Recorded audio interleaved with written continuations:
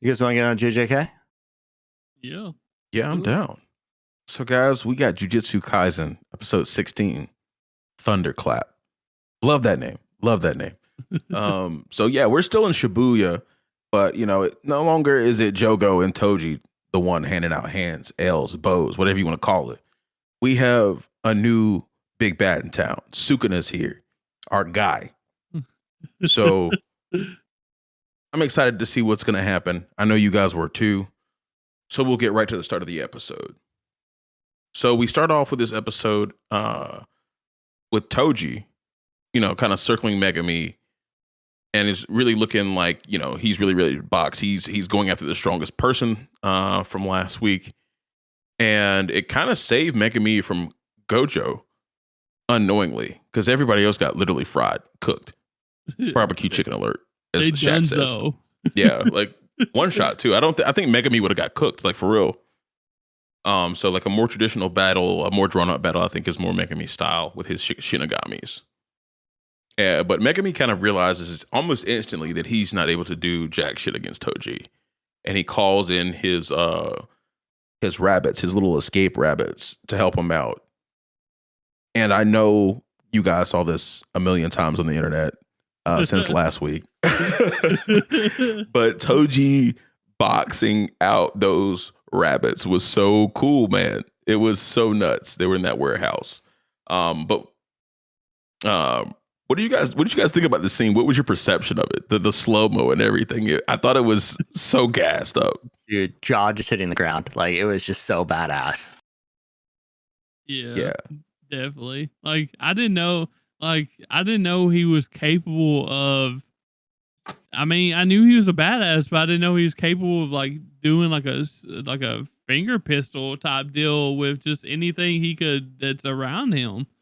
You know what I mean? Yeah, he's so broken. He's so broken. But we should have realized that, with the fact that he can go toe to toe with Gojo, and I think if he would have been on his game against Gojo, like Gojo even would have had a hard time with him. Because this is him at the height of his power. Toji was washed when he lost against Gojo. I thought the rabbits were really cool though. Like they were straight crashing out for our boy Megami. Them trying to box him up. We had one fucking rabbit swing in like he was fucking Spider-Man from from Toji's right. And I was like, man, I didn't know they were really active like this, man. So I thought it was really cool. Yeah, I really enjoyed that scene. Like a lot. Just to see Toji's power, his capability, Yes. So, I just think it's so funny though, because like as badass as this scene was, it was just absolutely overshadowed by the rest of the episode. like I finished this and I was like, wait, was that Toji fight this episode or last episode? Because it just goes off the rails. It does. Yes, it's crazy they fit two really good fights in like that. I mean, we're just living in peak right now, I guess. In JJK, bro. Like as much as we hate to see what's happening, it's just like very interesting to watch it though. It's like the dumpster fire you can't look away from, It really is. Like such terrible things are happening to like the main cast, the quote unquote good guys. But it's amazing. It's amazing. Like you're really just not sure what's going to happen. But I do want to get back to the rest of this fight because it was gas. Even though the Sukuna fight obviously took over the episode, this Megami Toji thing was also gas. But Megami kind of notices Shoko is around, and he realizes, okay, I can get a little injured. Meanwhile, he's getting trucks, pothole covers, signs thrown at him like fucking boomerangs in this bitch. We got a cameo from Truck Kun. It's crazy that bro kicked a truck at his son. Like that thing was in park. You know what I'm saying? Like that thing was in park, and he's like, nah, we breaking that. So I thought it was really cool. For real, dude is broken. It's absolutely broken. I did love at one point. Megami was like, "This is like Maki on steroids," and I'm like, "Bro, Maki doesn't touch the fucking like flame to this guy. He's like so much more broken. Yeah, she can't even like breathe the air that he breathes. Like it's like it's literally what Megami says is like it's Maki perfected. Pretty much. Yeah. Perfected times 2. I mean, even probably. So Yeah. I'm okay with you saying that for sure. That might be an understatement. So knowing that Shoko is there, do you think like any of the people that we've seen fall has a shot at being saved by her, knowing that she can do the unthinkable kinda in those categories? There's only certain injuries she can heal, though. I'm not sure what those injuries are, but Megami mentions them. He doesn't just say I can get injured. He says I have to get injured in a way where Shoko can actually heal me. Yeah, I don't think they're gonna kill everybody off because that would be pretty nuts. Especially with how like I guess like how popular some of these characters are. Nanami? So I don't know. Yeah, like Nanami, like Maki, like everybody. Like I don't see them all dying, you know? Nanami's toast. Bro is ashes. I don't think she can heal ashes. I don't know, man. We'll see. So is Maki though, right? You know? Yeah. I think those three are cooked. I think they're actually cooked. Which I guess in a way they are. I'm holding out, bro. Like I'm holding out. I'm hoping Shoko can do something because they even said that like Gojo couldn't even do what Shoko can do or whatever. So I don't know. We'll see, I guess. I'm really hoping we get to see Nanami again. Like Maki, it is what it is, but Nanami, he's a bad bitch, bro. Yeah. You know? Yeah, no. Yeah, he really is the man. I like his character as well. But I just don't think he's coming back. And I feel like that would make those deaths and those moments so cheap. And like we already thought Jogo was a joke, so I think it wouldn't help his case. Yeah, I love how we thought Jogo was a joke this entire time, and then we find out he's like half as strong as Sukuna, who is like fucking absolutely broken. Yes. I mean, yeah, I don't know. I mean, but we've only ever seen Jogo go up against, you know, the most broken character in JJK, right? So we didn't really have a proper like basis. You know what I mean? Yeah, no, that baseline was skewed. Very Oh, skewed. 100%. I don't think we realized, like, we knew Gojo was the strongest, but like we didn't realize how big of a gap there was. So the power, and I think that's a great narrative thing to do. Like you just actually see Joko actually go full tilt, and it's just like, what? This dude can do all this, and he got crushed. But yeah, it's cool. But yeah, getting back to it, like Megami takes a kind of like one last high risk play to catch Toji off guard. And we kind of go to get a flashback where Toji is talking to the head of the Zenin clan about selling off Megami. And he specifically says, I'll give you 8 if he has the hereditary power. And the leader's like, nah, I'll take 10. I'll take 10. I'm not even going to jip you, which that's terrible negotiations. Maybe the whole clan is broke because I don't know what the fuck he was doing. Like for real though. But and I think when Megami pulled that, I guess like it's a cursed object out of like a void, I'm assuming that's their hereditary power. Okay. Because when Toji saw that, he backed up immediately. He almost got stabbed, and he's like backs up and he says, he kind of asks his son. He realizes his son. He kind of snaps out of his trance. He's no longer fighting on instinct. He's like, what's your last name, my boy? What's your name? He says Fushiguro. He's like, all right, then. My work is done. What do you guys think about this scene, man? Like, did you guys think I interpreted it right? Because that's what I thought.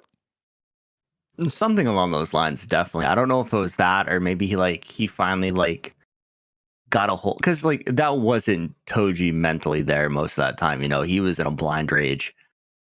So maybe seeing his son's face or his eyes or something kind of like clicked something in his head too. I don't know if it was that or the ability, but it was very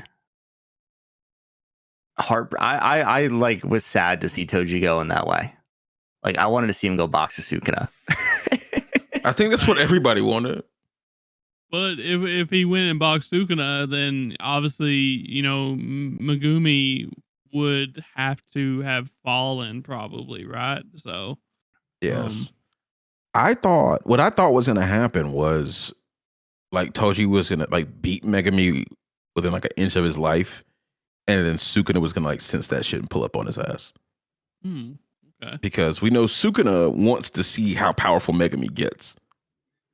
He's been saying that for a long time at this point. And he even says to Jogo, I'll kill every human in Shibuya except for one. And we know he's talking about Megami. Really? I never did put that together, bro. Okay. Yeah. That's the only reason he hasn't like going crazy trying to take over Yuji's body. Like he's just waiting on Megami to like get his weight up. You know what I'm saying? Okay. That's what's keeping him in control. Like that's what's keeping him patient. He wants to play the game with Megami eventually. I gotcha. Okay. Yeah. But I thought it was good he snapped out of it. I thought it was a good moment where he snapped out of it and like put the spear through his head. I really liked that moment. I was very surprised, honestly. Like I didn't see that happening like at all. I didn't see anything like that happening. I thought it was going to be something else that got him away from Toji somehow. Mm-hmm. But that was definitely not in my anywhere close to what I thought was going to happen. True. Yeah, when I saw that, I was very, very surprised. Like, I just did not see that coming, especially like with the blind rage that he was in. I did not see him just like snapping out of it, you know? Yeah, I didn't think that like him realizing it was his son could break him out of that his instructions to go kill the strongest. I'm not sure how that worked. That was the only thing that was a little unclear to me, but the fact that it did was really cool. Yeah. All right. I guess then we see Haruta, which is the blonde ponytail guy that Nanami beat the shit out of, is apparently back and sneaks up on Megumi and just catches him off guard and just slashes him. And then we just leave that scene and head over to Panda and Kusakabe searching for civilians. So yeah, Kusakabe is trying to trick Panda into like not fighting anybody because Kusakabe is bitch made. He and like Panda's just trying to be a good guy and like go find people that are hiding because Kusakabe is trying to make him care about it. But as they run into some people from Ghetto's old, I guess, group of people, the real Ghetto, they start getting in it, boxing a little bit, and Kusasabe is like, hey, I've sensed 2 special grade curses fighting, and they're headed this direction. And he literally says it's going to be 2 elephants stomping around over ants, and we're the ants, so we need to leave. That shit went so hard, dude. Like, I understand he's a pussy, but his way of describing that was pretty badass. Yeah, like he knew, like he's like, bro, we need to leave if we want to live. We need to get the hell out of here, bro. We need to say deuces. yes. And then we kind of go to the big fight between Sukuna and Gojo, and Jogo is getting hammered around, thrown through buildings, tossed, laser beam, bow, bow, bow, bow. If you haven't seen it already, please go check this shit out. It was an amazing fight. And we get a flashback from Jogo, kind of, and Geto telling him he's maybe 8 or 9 Sukuna fingers out of the 20. And Jogo was like, yeah, I knew he was going to be stronger than me, bro, but like, I didn't know it was going to be this big of a power gap. He didn't realize what 8 or 9 fingers versus 20 was. Yeah. And I also really loved it because during this flashback, Geto is like, that might be a generous assumption here. And we clearly saw it was. Yes. But you know what? He deserved it. He fed him like fucking 8 fingers or 11 fingers or whatever it was. Like he was asking for it. Yeah. Yeah. I think everything was going smooth until Sukuna goaded him into fighting. And he didn't have a choice though, right? Like Sukuna was gonna kill him regardless, right? I'm not sure if he would have. I'm not sure if he would have. Oh, I'm pretty sure he said humor me or I'm gonna kill you, something along those lines. So Yeah. Sukuna was bored, bro. He woke up and like Nanako and Mimiko pissed him off, and he's like, "Bro, if you don't fight me right now and humor me just a little bit, I'm gonna kill you." I perceived that conversation a little. I think he would have killed him, like regardless. But I thought he was more like trying to goad him into like wanting to fight instead of fighting because like you think I'm gonna kill you. Because he's like, I'll work for you if you can just like one hand on me. And I think that's the whole reason Jogo like thought it was like, okay, I can hit him once, bro. Like I can put something on this man. I'm not gonna win. I know I'm not gonna win, but I gotta, I can hit him. But bro's throwing meteors, doing all kinds of crazy shit. And it's just getting boxed up. It was bad. Yeah. yeah, I this might be one of my favorite meteor scenes, honestly. Just for the fact that Sukuna goes and like as Panda and them is trying to run away, and he just jumps down and is like, "Stop! Nobody move until I say move." And like the meteor's just falling this whole time, and he waits till it gets right smack on top of him. It's like, okay, now y'all can go, and claps. Like that was insane. That just shows you how powerful Sukuna actually is. and it shows us that he's a freaking troll. So I love that. He's not a demon, dude. Yeah, he just wants to have fun. Like he just wants to play. And this is his way of playing. He kind of just does whatever he wants. And like it's just like crazy. Like he's so strong that like there can be a meteor coming at you. And like you still just like does what he says. It's like, okay, like either he's just not gonna let me go or he's gonna kill me. So I might as well stand here while this fucking meteor is coming at me. So real talk, like, do y'all think anybody made it out of that besides Sukuna? Hell no. Sukuna just wanted to see the fucking fear in their eyes. That's all that was about. He didn't give a shit. He just wanted to see them stop breathing and blinking and just fear for their lives. It's a game to him, honestly. Yeah. My favorite part of that scene was Panda's face. Like fangs out in a running stance, like, yo, what the fuck? But he can't move, bro. No. Like he gonna die if he does. So dude, I would be shitting myself, like terrified. I would just give up, honestly. I'm just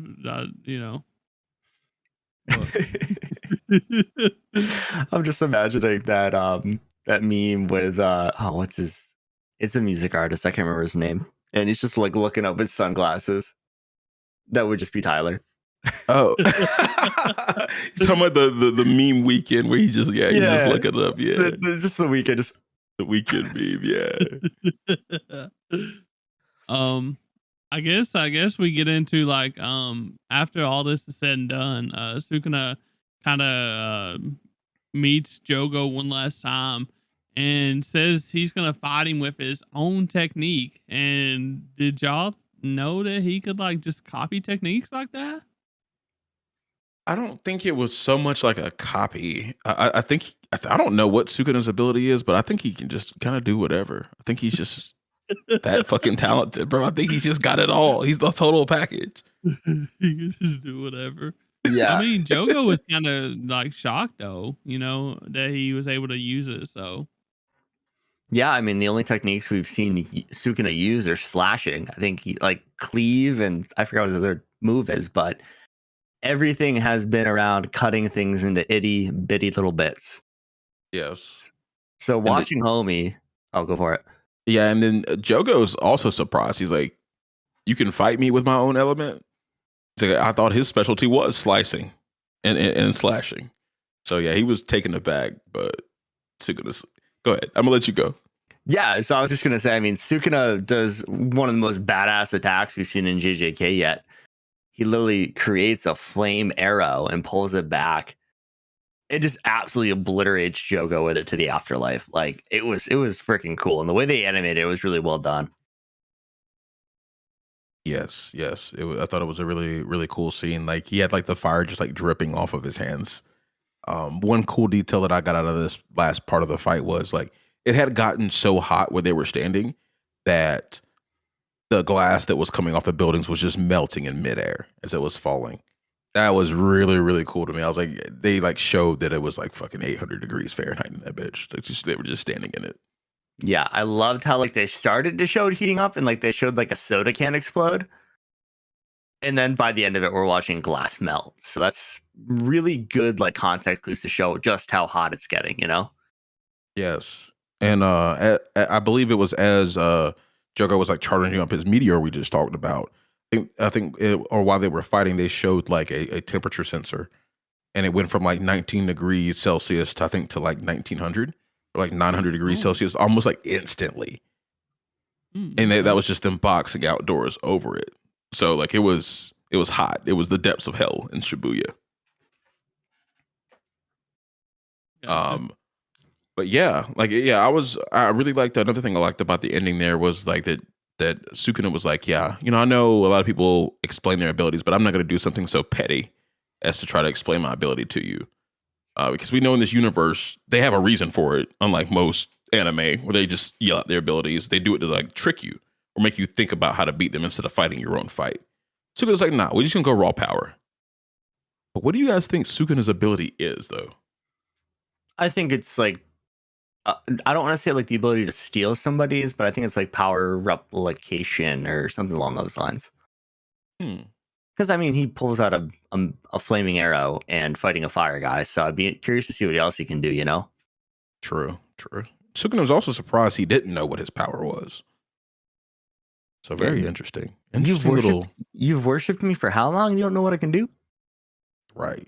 He knew something didn't add up.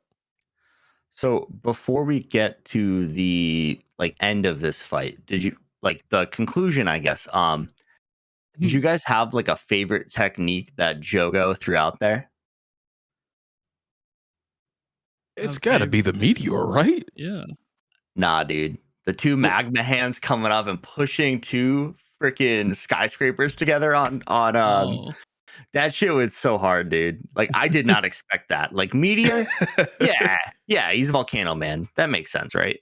But two giant magma hands coming out of nowhere and just watching Jogo like push them together, like in his like look. It was just such a cool scene.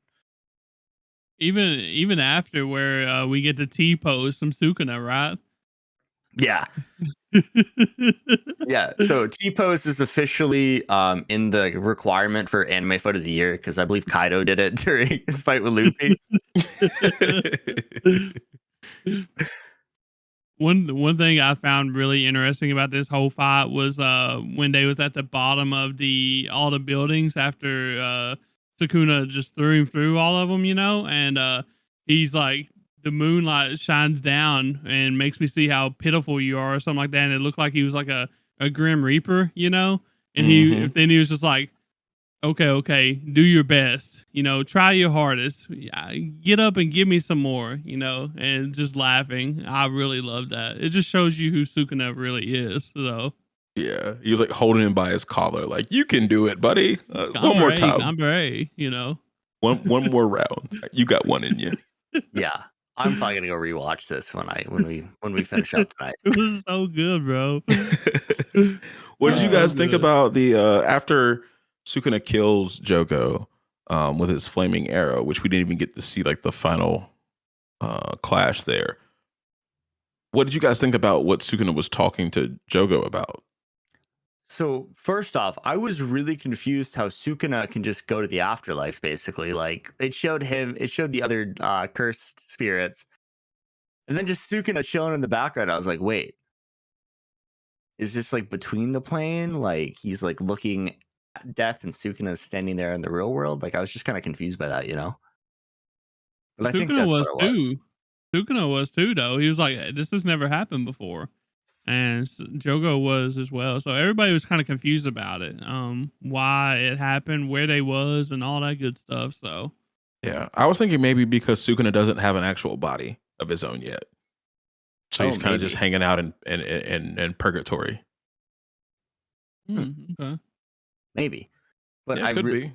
Yeah, I don't know. I did really like the parallel of what Sukuna said to Jogo versus what Gojo said to Jogo.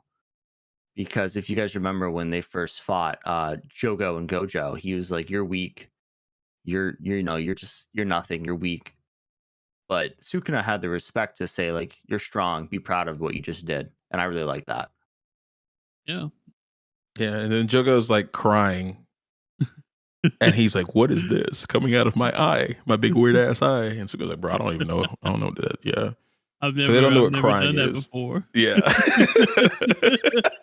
I've never been a bitch like that, bro. yeah. But I thought that was it was a great reflection of who Sukuna is versus who Gojo is. I think Sukuna has respect for people that have a certain level of power, because he just likes fighting. I think he's just a big troll, respects power, and he also tells Jogo like, "Yeah, you could have been stronger, man. Like you should have just did what you want when you were here. That's why you didn't win. That's why you couldn't beat Gojo. He was playing by rules. He had a strategy, whereas Sukuna is just chaos. So I You got a wonder if point, any of though. the other curses will pick up on something like that." It'll be interesting to see. I guess we close out the episode with um Urame showing up behind Sukuna. I don't know who that is, but apparently we've met him before. So do y'all remember them? I We've don't think that we met Urame. I think Sukuna knows who it is. I looked it Um, up and it says that we actually met him in like the first season sometime. So I just I didn't remember who they was. So huh. yeah, it's interesting. And then we also go and see that a Megumi's in bad shape right now, and Haruta is looking at a new monster that's a curse or something that's coming his way, and he's scared to death, and he's, I guess, wanting Megumi to get up and fight it, maybe, or something like that. Do yeah, you have any thoughts about that? What could scare Haruta that's coming after everybody? Haruto's I not don't know. strong, so like it could be anything mildly strong. Well, why Haruma is would like a hit and go person, and yeah. Harada even says it like, "Yeah, this is more my style of fighting." When he like slashes, man, could be in the back, like you're a bitch, like you're a whole bitch. You can't even fight like that. The only thing I could think of, and it's because we saw him earlier in this episode, is the fifth member of like Ghetto's original team, that guy with the Oh, heart tattoo on his chest. Hmm. I'm thinking interesting. it might be him because why would they have introduced him otherwise, you know? And we know he's in Shibuya. So like I'd be curious to see if it was him just coming to lay the hammer for some unknown reason, you know? Yeah, Yeah, that makes sense. I Because could I agree. was like, it can't be a curse, right? Because why would he be trying to fight Haruta? You know, they're on the same side, right? So that makes sense. Yeah, because he said he was gonna say neutral, but maybe he just wants to box up Haruta because he's a slime ball. Maybe. Can follow that. Alrighty. Y'all got anything else on JJK? Nah, That's let's it for me.